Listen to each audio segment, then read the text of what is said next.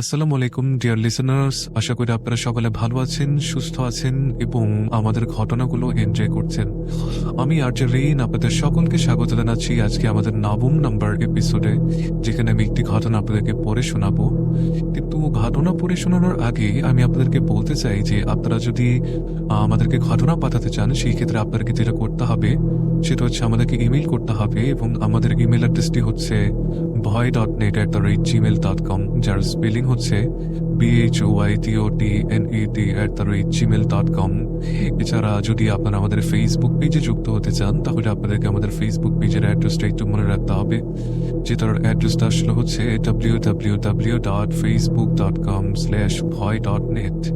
স্পেলিংটি হচ্ছে www.facebook.com/BHOYTOTNET। তো চলুন কথা না বাড়িয়ে আমরা চলে যাব আজকে আমাদের ঘটনায়। যেভাবে লেখা আছে আমি সেভাবেই পড়ছি। আসসালামু আলাইকুম ভাই, কেমন আছেন জানতে চাইলাম না, কারণ আপনারা ভালোই থাকেন। আমার নাম মহিউদ্দিন। আমি প্রায় 2 বছর যাবৎ আপনাদের সাথে আছি, অর্থাৎ বিভিন্ন ভৌতিক ঘটনা শুনি। আপনাদের নতুন চ্যানেলেও ঘটনা শুনতে আমার খুব ভালো লাগে। অন্ধকার রুমে হেডফোন কানে দিয়ে প্রতি রাতে হারিয়ে যাই ভয়ের রাজ্যে। আপনার কণ্ঠেও ঘটনাগুলি শুনতে ভালো লাগে এবং ভয় যেন বাড়িয়ে দেয়। আমি স্টোরি লিখতে ভালোবাসি, আমার কাছে প্রচুর ঘটনাও আছে। আজকে যে ঘটনাটি আমি পাঠাচ্ছি সেটা সিলেক্ট হলে আপনি অবশ্যই পড়ে শোনাবেন, এবং আমি পরবর্তীতে আরো ঘটনাও লিখব ইনশাল্লাহ। আমি ইউটিউবে কয়েকদিন ধরে আপনাদের ঘটনাগুলো শুনছি। আজকে যে ঘটনাটি লিখব এটি একটি হিফজখানাকে কেন্দ্র করে। ঘটনাটি একদমই ভৌতিক কিনা আমি জানি না, তবে সত্য ঘটনা এবং অন্যরকম একটি ঘটনা। ঘটনাটি আমি আমার এক ছোট ভাইয়ের কাছ থেকে কালেক্ট করেছি। চলুন চলে যাই মূল ঘটনায়। সিরাজগঞ্জ জেলার শাহজাদপুর উপজেলার কোনো এক গ্রামের হেফজখানায় পড়তো আমার সেই ছোট ভাই। হেফজখানার রেপুটেশনের কথা চিন্তা করে হেফজখানার নাম উল্লেখ করছি না। ঘটনাটি আমি আমার ভাইয়ের মতো করেই বলার চেষ্টা করছি। বলছেন তামিম। জানুয়ারি 2017। আমি তখন প্রায় 20 পারা কোরআন মুখস্থ করে ফেলেছি, আর 10 পারা সম্পন্ন হলে আমি হাফিজিয়ার পড়া সম্পন্ন করে ফেলব। মোটামুটি বলা যায় হাফিজিয়া মাদ্রাসায় আমি সিনিয়রদের মধ্যে একজন ছিলাম, এবং ভালো স্টুডেন্ট হওয়ার কারণে আমার মাদ্রাসার সকল শিক্ষকের সাথে আমার খুব ভালো একটা সম্পর্ক ছিল। জানুয়ারি মাসের কোনো এক সকালে আমি এবং আমার বন্ধু আলিফ প্রধান শিক্ষকের রুমে নতুন বইপত্র আলমারিতে সাজিয়ে রাখছিলাম এবং কোরআন তেলাওয়াত করছিলাম। এমন সময়ে জুব্বা পরিহিত একজন ভদ্রলোক দরজার বাহির থেকে বললেন, হুজুর আসসালামু আলাইকুম, আমি কি ভেতরে আসতে পারি? হুজুর সালামের উত্তর দিয়ে বললেন, হ্যাঁ ওয়ালাইকুম আসসালাম, অবশ্যই ভেতরে আসুন। লোকটি রুমের ভেতর প্রবেশ করল। লোকটির সাথে আনুমানিক 10 বছরের এবং 6 বছরের 2 জন বাচ্চা ছিল। ওনারা 3 জনই সাদা জুব্বা পরা, মাথায় পাগড়ি বাঁধা। লোকটি প্রায় 6.5 ফুটের মতো উচ্চতার হবে, ধপধপে সাদা ফর্সা গায়ের রং এবং মাথা ভর্তি চুল আর দাড়ি। অনেক নুরানি একটা চেহারা ছিল ওনার। এত সুন্দর মানুষ আমি হয়তোবা দুনিয়াতে এর আগে কখনোই দেখিনি। হুজুর ওনাদের বসতে বললেন, কিন্তু কেউই বসলো না। তখন হুজুর আমাদেরকে উদ্দেশ্য করে বললেন, তামিম, আলিফ, বাবা তোমরা একটু বাইরে যাও তো। আমরা কিছুটা অবাক হলাম, কারণ হুজুর মাদ্রাসার যাবতীয় কাজ আমাদের সামনেই করতেন। ভর্তি থেকে শুরু করে সব কিছুই আমাদের সামনেই করা হতো, কখনো আমাদের বাইরে যেতে বলেননি এর আগে উনি। এরপরেও হুজুরের নির্দেশে আমি এবং আমার বন্ধু 2 জনই বাইরে চলে গেলাম। প্রায় আধা ঘন্টা পরে মন খারাপ করে দেখলাম কি সেই লোকটা এবং বাচ্চা দুটো হুজুরের রুম থেকে বেরিয়ে আসছেন। পরদিন আমি আর আমার বন্ধু আবারও হুজুরের রুমে কোরআন তেলাওয়াত করছিলাম। এমন সময় সুমধুর সুরে একটা শিশুকণ্ঠ ভেসে এলো, আসসালামু আলাইকুম হুজুর, আমরা কি ভেতরে আসবো? হুজুর সালামের উত্তর দিলেন এবং বললেন, জি ওয়ালাইকুম আসসালাম বাবারা, আসো তোমরা ভেতরে আসো। বাচ্চাদের সাথে সেই ব্যক্তিটি সেদিন আর ছিল না, শুধু বাচ্চা 2 জনই ছিল। তারা রুমে প্রবেশ করার পরে হুজুর বললেন, বাবারা তোমাদের তো কাল বুঝিয়ে দিয়েছি তাই না যে তোমাদেরকে আমি মাদ্রাসায় ভর্তি করতে পারবো না, আমাকে ক্ষমা করো। তারপরও তোমরা আজও আবার এসেছ? তখন তাদের মধ্যে বড় ভাইটি বললেন, হুজুর, আমরা তো মুসলমান, আমরা আল্লাহর কালাম শিখতে চাচ্ছি, আমরা হাফিজ হতে চাই, দয়া করে আমাদেরকে একটু সুযোগ দিন, কথা দিচ্ছি আপনার কোনো অসুবিধা হবে না আমাদের জন্য। হুজুর সেই ছেলেটিকে থামিয়ে দিয়ে আমাদের দিকে তাকালেন এবং বললেন, তোমরা বাইরে যাও তো বাবারা। আমরা পূর্বের মতো আবার বাইরে চলে এলাম। আমাদের ক্লাস শেষ হলো। জোহরের নামাজে মসজিদে গিয়ে দেখি সেই ছেলে দুটো হুজুরের সাথে মসজিদে ঢুকছে। যথারীতি নামাজ শেষ হলো।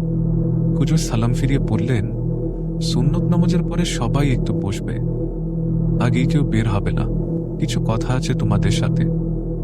সুন্নত নামাজ শেষ করে হুজুর দাঁড়ালেন এবং বললেন, আমাদের মাদ্রাসায় অনেক দূর থেকে দুজন ছাত্র পড়তে এসেছে। এদের বাড়ি সিলেট বিভাগে। বুঝতেই পারছ, মা বাবাকে ছাড়া তোমাদের মতো এই রাজ থেকে এখানেই থাকবে। তোমরা যারা এখানে পড়ো সবার বাসা তো এই শাহজাদপুরের আশেপাশেই, কিন্তু এদের দুইজনের বাসা অনেকটাই দূরে।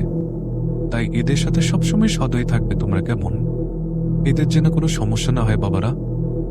এইসব কথা বলে হুজুর সেই দুইজন বাচ্চাকে সামনে ডাকলেন এবং বড় ছেলেকে দেখিয়ে বললেন, ওর নাম হচ্ছে আব্দুর রহমান, আর ছোট ছেলেকে দেখিয়ে বললেন, ওর নাম আব্দুল্লাহ।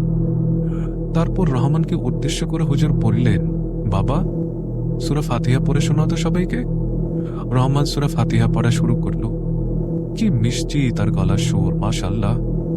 এত সমুদ্রের তিলাওয়াত আমি কখনোই শুনিনি আগে। আমরা সকলেই তিলাওয়াত শুনে মুগ্ধ।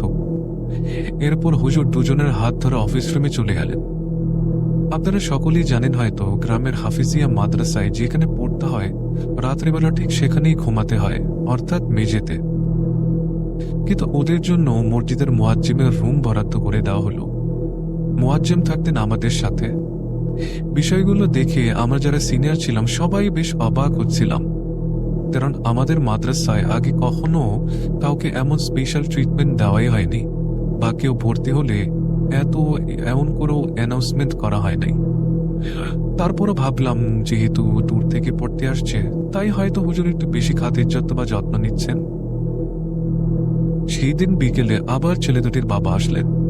হুজুরের সাথে মাদ্রাসার মাঠে দাঁড়িয়ে অনেকক্ষণ কথা বললেন, এরপর চলে গেলেন। রহমান এবং আব্দুল্লাহ অনেক ভালো স্টুডেন্ট ছিল। 15 দিনের মধ্যে শুদ্ধ করে কোরআন তিলাওয়াত আয়ত্ত করে ফেলল ওরা। এরপর ওদের কোরআন মুখস্থ করা শুরু হলো। সাধারণ ছাত্র যে পড়া 3 দিনে পড়ে, ওদের সেটা একদিনেই হয়ে যেত। আর ওরা যখন কোরআন তিলাওয়াত করত, তখন সবাই নিজের পড়া বাদ দিয়ে তাদের তিলাওয়াত শুনত। এত মধুর কণ্ঠ! সুবহানাল্লাহ, মাশাআল্লাহ, আলহামদুলিল্লাহ। এভাবে প্রায় 3টা বছর চলে গেল। রহমান প্রায় 15 পারা কোরআন মুখস্থ করে ফেলেছে, আব্দুল্লাহ প্রায় 10 পারা। এপ্রিল মাসের কোনো এক রাত 9টা, কারেন্ট ছিল না। আমি সহ কয়েকজন বন্ধু যারা সিনিয়র ছিলাম, কারেন্ট না থাকায় ছাদে চলে যাই। ছাদে গিয়ে দেখি ছাদের এক করে টেবিল ল্যাম্প জ্বলছে, আর ল্যাম্পের নিচে কোরআন খোলা অবস্থায় পড়ে আছে। যখন আমরা একটু কাছে গেলাম, দেখলাম যে কুচকুচে কালো একটা সাপ কোরআনের উপরে ফোনা তুলে মাথা তোলাচ্ছে। আমরা যারা পড়ার সময় আমাদের শরীর তুলিয়ে পড়ি, ঠিক একইভাবে যেন সে মাথা ঝুঁকাচ্ছিল। ছাদে কয়েকটা রড ছিল এবং সাথে ছিল কয়েকটা কাঠ। আমরা সেগুলো নিয়ে সাপটাকে মারতে যাই এবং এক পর্যায়ে মারতে মারতে মেরিয়ে ফেলি। আমরা ভাবি হয়তো ওইখানে বসে কেউ কোরআন তিলাওয়াত করছিল, সে কোনো কারণে নিচে গেছে আর সাপটা এখানে চলে এসেছে। সাপটা মারার পর আমরা সাপটাকে নিয়ে এসে মাদ্রাসার সামনে গাছের সাথে বেঁধে রাখি, আর বড় হুজুরকে সব কিছু জানাই। বড় হুজুর সব শুনে গম্ভীর গলায় বললেন, বাবারা, তোমরা অনেক বড় ভুল করে ফেলছ। এই ভুলটা তোমরা কিভাবে করলে? আল্লাহ জানে কি হবে। তোমরা ঘুমাতে যাও, আমি দেখি কি করা যায়। আর হ্যাঁ, এই ঘটনার কথা কাউকে বলবে না, ঠিক আছে? ঘুমাতে যাও। পরদিন ফজরের নামাজে রহমান একাই আসলো। রহমানকে অনেক দুর্বল দেখাচ্ছিল। আব্দুল্লাহ তার সাথে ছিল না। রহমানের চোখ ভেজা। ফজরের নামাজ শেষ করে হুজুর মোনাজাতের আগে রহমানকে ডাকলেন। রহমান হুজুরের কাছে গিয়ে আমাদের দিকে ফিরে তাকালেন আর বলল, অনেকটা দিন আপনাদের সাথে ছিলাম ভাইজানেরা, সবার অনেক ভালোবাসা, স্নেহ, আদর পেয়েছি। একটা অনাকাঙ্ক্ষিত ঘটনার কারণে কোরআন হিফজ সম্পন্ন না করি আমাকে ফিরে যেতে হচ্ছে। যদি কারো সাথে কোনো ভুল ত্রুটি করে থাকি আমাকে মাফ করে দিবেন, আর আপনাদেরকে আমি ক্ষমা করে দিলাম। আমরা তখনও বুঝিনি যে রহমান কেন বলল যে সে আমাদেরকেও ক্ষমা করে দিয়েছে। এরপর হুজুর মোনাজাত করলেন। অতঃপর রহমান ও আমাদের ছেড়ে চলে গেল। নামাজ পড়ে সেই গাছটার কাছে গিয়ে দেখি গাছে বাঁধা দড়ি আছে, কিন্তু সাপ তার নেই। এই ঘটনার পর আমাদের মধ্যে অনেকেই আন্দাজ করেছিলাম যে রহমান এবং আব্দুল্লাহ হয়তোবা জিন হবে। আমরা কয়েকজন বড় হুজুরের কাছে গেলাম আর এই বিষয়ে জানতে চাইলাম। হুজুর বললেন, আজ বাদ আসর তোমরা 7 জন মসজিদে নামাজ পড়বে, এরপর আমার জন্য অপেক্ষা করবে। মনে রাখবে তোমাদের সাথে যেন কোনো জুনিয়র স্টুডেন্টস না থাকে, ওরা ভয় পেতে পারে। অতঃপর আসরের নামাজ শেষ করে আমরা হুজুরের পাশে গোল হয়ে বসলাম। হুজুর বলতে শুরু করলেন, রহমান আর আব্দুল্লাহ 2 জন জিন ছিল বাবারা। তামিম, আলিফ, তোমাদের হয়তো মনে আছে জানুয়ারি মাসে রহমান আর আব্দুল্লাহ এর সাথে ওর আব্বু এসেছিল আমার কাছে। আমি তোমাদের বাইরে যেতে বলি। ওই দিন ওদের আব্বু আমাকে অনেক অনুরোধ করে যেন ওদের কোরআন শিক্ষার জন্য আমি মাদ্রাসায় ভর্তি করি, কিন্তু আমি মানা করে দিই, কারণ মানুষের মধ্যে জিন তো কখনোই মিশতে পারবে না। এটা কি আদৌ সম্ভব? ওদের জন্য আমার বাকি ছাত্ররা ভয় পেতে পারে, কারণ এখানে 5-6 বছরের ছোট বাচ্চারাও আছে। উনি আমাকে অনেক বোঝানোর চেষ্টা করে, তাও আমি ওনাদের ফিরিয়ে দিই। পরদিন রহমান আর আব্দুল্লাহ আসে, আমাকে অনেক অনুরোধ করে। আল্লাহর কালাম শিক্ষা দেওয়া আমার কাজ, তাই আমি ওদের অনুরোধ আর ফেলতে পারি নাই। আমি সব শিক্ষকদের সাথে বিষয়টি নিয়ে আলোচনা করি। সব শিক্ষক পজিটিভ রিভিউ দেয়, তাই ওদের এখানে পড়ার সুযোগ করে দিই। আমি ওদের এর থেকে তোমাদেরকে আলাদা রাখি যেন কেউ বুঝতে না পারে ওরা জিন। আর ওদের 24 ঘন্টায় একবার হলেও নিজের রূপ পরিবর্তন করে পাখি বা কোনো পশুর রূপ ধারণ করতে হতো। তাই ওদেরকে মুয়াজ্জিনের রুমে রাখার সিদ্ধান্ত নেই।